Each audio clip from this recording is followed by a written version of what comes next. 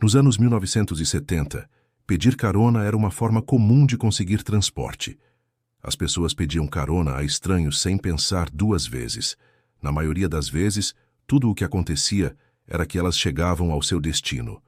No entanto, esse nem sempre era o caso.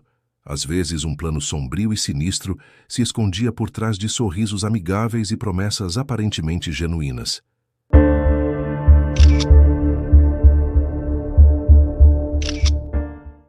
Para Mary Vincent, de 15 anos, tudo o que ela esperava era uma carona até a casa do avô. O que aconteceu no lugar disso mudaria sua vida para sempre. Criada em Las Vegas, Mary já havia passado por muitas experiências perturbadoras para alguém tão jovem quando completou 15 anos. Mary não se dava bem com os pais e eventualmente saiu de casa para morar com o namorado em Sausalito, na Califórnia. Logo depois que ela foi morar com ele, o namorado teria sido preso sob acusação de agressão. Sem saber a quem recorrer, Mary voltou para Las Vegas antes de fugir mais uma vez em 1978. Ela dormiu em carros destrancados. Ela decidiu pedir carona até Corona para chegar à casa do avô, esperando seguir a carreira de dançarina. Em 29 de setembro de 1978, a jovem foi até uma rodovia em Berkeley. A maioria dos motoristas não dava a mínima. Mary estava com dois amigos, segurando uma placa que dizia: "Indo para o sul". O tempo passou até que uma van parou. Dentro da van estava um homem de meia idade que perguntou gentilmente para onde ela queria ir. Mary disse que esperava chegar a Los Angeles e o homem se ofereceu para levá-la.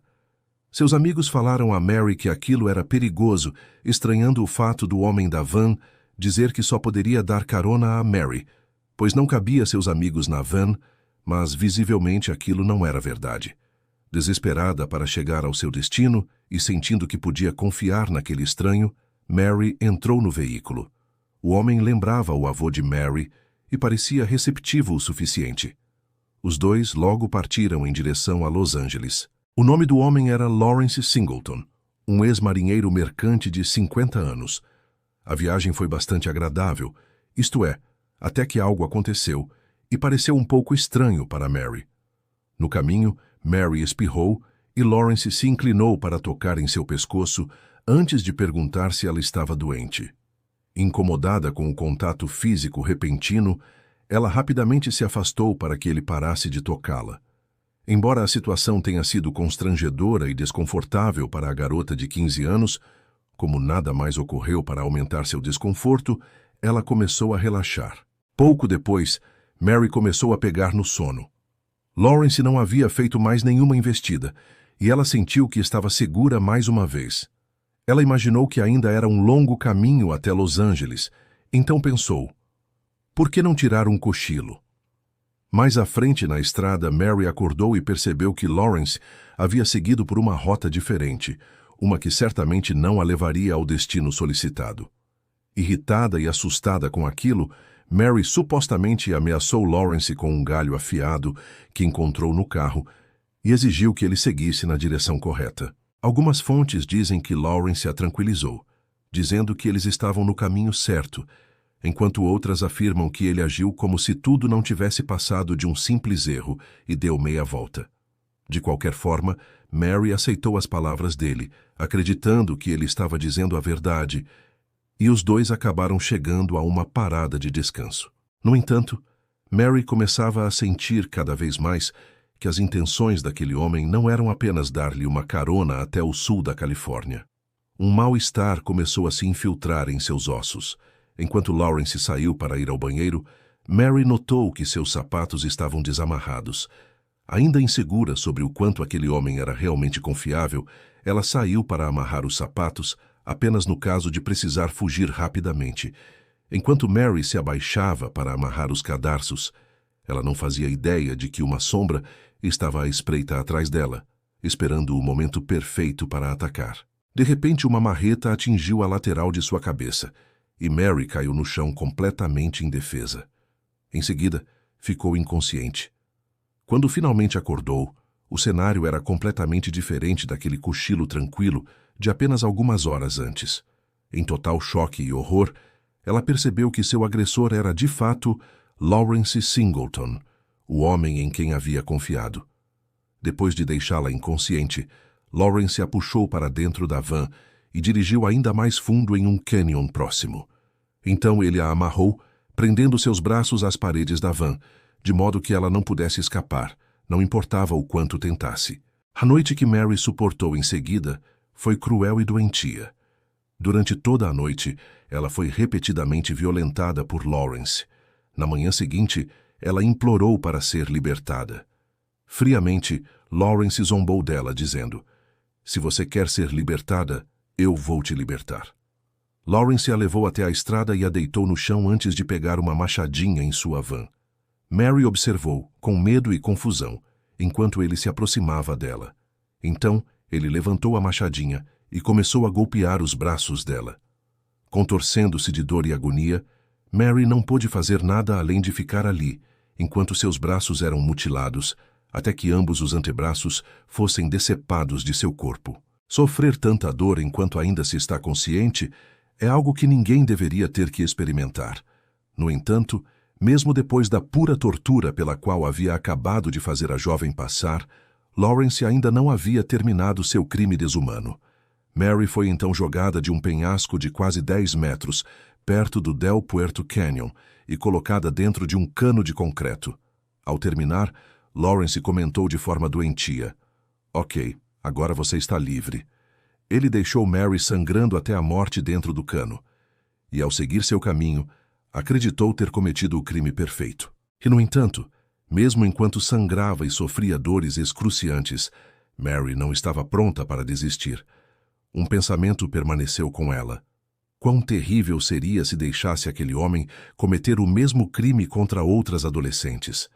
Milagrosamente, Mary conseguiu cobrir com lama o que restava de seus braços e reuniu forças para tentar encontrar ajuda. Ela se arrastou de volta para cima do penhasco e, então, caminhou impressionantes 5 quilômetros até a rodovia mais próxima. Durante todo esse tempo, manteve os braços erguidos para reduzir o sangramento ao mínimo e evitar que seus músculos cedessem.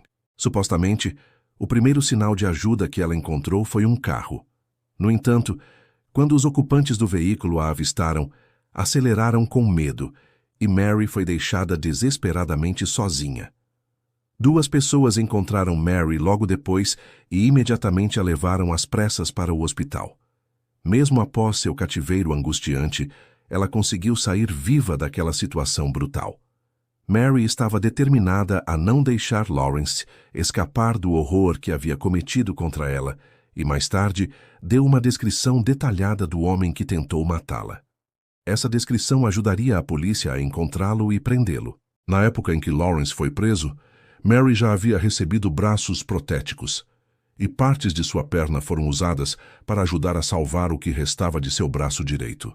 Por causa dessa operação crucial, Mary não conseguia mais dançar, e desde então foi forçada a esquecer o sonho de um dia se tornar dançarina. Embora Mary já tivesse passado por tantas coisas, ainda havia mais a ser feito para garantir que Lawrence fosse levado à justiça. Quando o julgamento começou, 6 meses depois do crime, ela estava pronta para testemunhar contra ele, embora a ideia de encarar seu agressor devesse ser completamente horripilante. Lawrence acabou recebendo apenas 14 anos de prisão por seus atos perturbadores. O que é pior, ele poderia, eventualmente, se qualificar para liberdade condicional. Enquanto estava no tribunal, ele sussurrou uma ameaça perturbadora para Mary. "Vou terminar este trabalho, mesmo que isso leve o resto da minha vida." Mary, que ainda era apenas uma adolescente, empalideceu e saiu do tribunal. Só mais tarde, ela revelou o que ele havia sussurrado. Mary recebeu pouca compensação após tudo o que suportou. Embora tenha sido extremamente difícil encontrar um emprego devido aos ferimentos que mudaram sua vida. Embora devesse receber 2,56 milhões de dólares de Lawrence depois de ganhar um processo civil, ela acabou sem nada, já que ele não tinha dinheiro em seu nome. Lawrence foi rapidamente levado para a cadeia, e Mary foi deixada permanentemente marcada pelos atos terríveis que ele havia cometido contra ela. Ela se escondeu por um tempo, aterrorizada com a possibilidade de Lawrence, de alguma forma, reaparecer e continuar o pesadelo do qual ela havia conseguido escapar. Várias fontes de notícias alegaram que ela desenvolveu anorexia, chegando a pesar menos de 45 quilos por um período. Mais tarde, Mary encontrou conforto em um homem por quem se apaixonou, e os dois se casaram. No entanto, acabaram se divorciando. Enquanto isso, na cadeia, Lawrence contava sua própria versão bizarra da história. Ele supostamente insistia que Mary o havia ameaçado com o galho afiado encontrado no veículo e agia como se ela fosse acusá-lo de agressão. Lawrence chegou a tentar processar Mary, mas o processo foi, sem surpresa, rejeitado pelos tribunais. De forma chocante, depois de apenas 8 anos na prisão, Lawrence recebeu liberdade condicional por bom comportamento e porque havia trabalhado como professor assistente na sala de aula da prisão. Foi extremamente difícil encontrar um lugar para ele ficar durante sua liberdade condicional, já que muitos moradores de diferentes cidades protestaram fortemente para mantê-lo longe de suas famílias. Em um caso específico, Lawrence foi retirado de um quarto de hotel sob guarda armada em Rodeo, na Califórnia, quando a impressionante marca de 500 pessoas invadiu a área em protesto. Após tentarem colocá-lo em várias cidades diferentes, ele foi finalmente alocado em San Quentin, onde viveu em um trailer na prisão estadual. Lawrence ficou em liberdade condicional por cerca de 1 ano antes de ser libertado e se tornar um homem livre mais uma vez, escolhendo voltar para seu estado natal, a Flórida. Saber que Lawrence havia sido solto deve ter aumentado ainda mais o medo e a ansiedade de Mary. Parecia devastador, tanto para Mary quanto para o público, que ele tivesse sido libertado tão cedo e pudesse ter a chance de cumprir sua ameaça perturbadora. Depois que Lawrence se estabeleceu na Flórida, um vizinho fez um comentário intrigante sobre o comportamento dele. Tom Bennett afirmou que eles tinham medo de Lawrence no começo e então continuou: "Mas todos os dias ele conversava com você, cozinhava bifes e os trazia para você. Ele arrumou muito bem a propriedade dele. Ele era o vizinho com quem você sonhava. Eu comecei a acreditar nele. Talvez ele tivesse sido incriminado." Outra vizinha, que supostamente não sabia nada sobre seu passado perturbador, deixava sua filha de 2 anos brincar no quintal com a filhote de Rottweiler de Lawrence, enquanto ela e o marido conversavam com ele. No entanto, logo ficou claro que o estado mental de Lawrence ainda era um lugar muito sombrio. Mesmo depois de começar uma nova vida na Flórida, os vizinhos começaram a sentir que algo estava errado quando testemunharam Lawrence entrando e saindo repetidamente de seu veículo. Quando foram verificar como ele estava, encontraram-no inconsciente. Eles ligaram imediatamente para a emergência e logo foi revelado que ele estava canalizando monóxido de carbono para dentro da van. Um bilhete foi encontrado mais tarde e começava dizendo: "Espero encontrar a paz." Antes de continuar, gostaria de agradecer a todos que me ajudaram. Por favor, peçam que eu seja cremado e que minhas cinzas sejam jogadas no rio Palm, na maré baixa.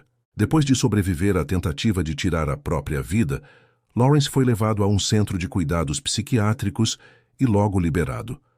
Apesar dos problemas de Lawrence, incluindo 2 pequenos crimes de furto, ele parecia viver uma vida, em sua maior parte, normal. No entanto, essa nova vida não durou muito, e outro crime horrível logo ocorreu. Em 1997, uma mulher de 31 anos, chamada Roxanne Hayes, conheceu Lawrence na casa dele. Roxanne era garota de programa e trabalhava para sustentar seus 3 filhos pequenos que amava profundamente. Um pintor de casas que apareceu inesperadamente na residência de Lawrence logo após Roxanne deparou-se com algo inesquecível. Ao olhar pela janela, percebeu que estava testemunhando Lawrence espancando e estrangulando uma jovem que gritava. Em vez de ajudá-la, o pintor foi embora de carro e ligou para a emergência.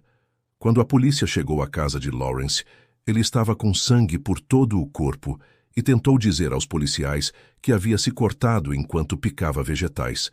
Ninguém acreditou naquela desculpa bizarra nem por um segundo, já que as autoridades já tinham avistado o corpo de Roxanne no chão. Roxane havia sido esfaqueada brutalmente inúmeras vezes, e foi relatado que seus dedos quase foram decepados durante a luta. Fontes de notícias relataram que Lawrence tinha uma explicação bastante estranha para a morte de Roxane. Ele disse que, na verdade, Roxane havia sido esfaqueada enquanto eles lutavam pelo controle de uma faca. Depois que ela ameaçou cortar sua cabeça, Lawrence também admitiu estar deprimido e embriagado no momento da morte de Roxane, alegando que tudo havia sido um acidente.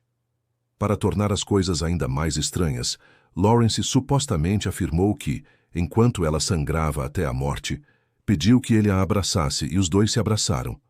Depois que ela morreu, ele chorou e tentou conversar com ela em vão. Ao ouvir a notícia da morte de Roxane, Mary Vincent não hesitou em testemunhar mais uma vez contra seu agressor. Foi pedido a Mary que o identificasse e, mais tarde, ela foi citada dizendo: "Eu queria ver os olhos dele. Os olhos são importantes. Quando ele estava em cima de mim, eu estava olhando para o machado, tentando continuar viva. Depois, perguntei se eu poderia olhar nos olhos dele, mas isso não aconteceu." Com a ajuda dela, Lawrence Singleton acabou no corredor da morte da Flórida. Apesar de suas inúmeras explicações e desculpas estranhas, Lawrence foi citado mais tarde dizendo: "Fui incriminado da primeira vez, mas desta vez eu fiz isso." Os filhos de Roxane, que eram todos muito pequenos na época, lembram-se da mãe com carinho. Seu filho de 4 anos se lembrou de uma brincadeira divertida que os dois costumavam jogar juntos, e as outras crianças deram declarações emocionantes parecidas sobre a mãe. Em 2001, anos após cometer seu primeiro crime devastador, Lawrence Singleton morreu de câncer aos 74 anos, antes que uma execução pudesse ocorrer. Mary Vincent finalmente pôde viver livre do medo de que seu antigo captor tentasse cumprir a terrível promessa que havia feito a ela. Desde então, Mary aprendeu a viver e a lidar não apenas com suas memórias traumáticas, mas também com seus braços protéticos. Ela aprendeu sozinha a cozinhar e desenhar com suas próteses e até se tornou artista. Ela começou a formar uma família e garante que seus 2 filhos sejam cuidadosos e cautelosos com estranhos. A capacidade de Mary de sobreviver e se adaptar à sua situação difícil é verdadeiramente inspiradora.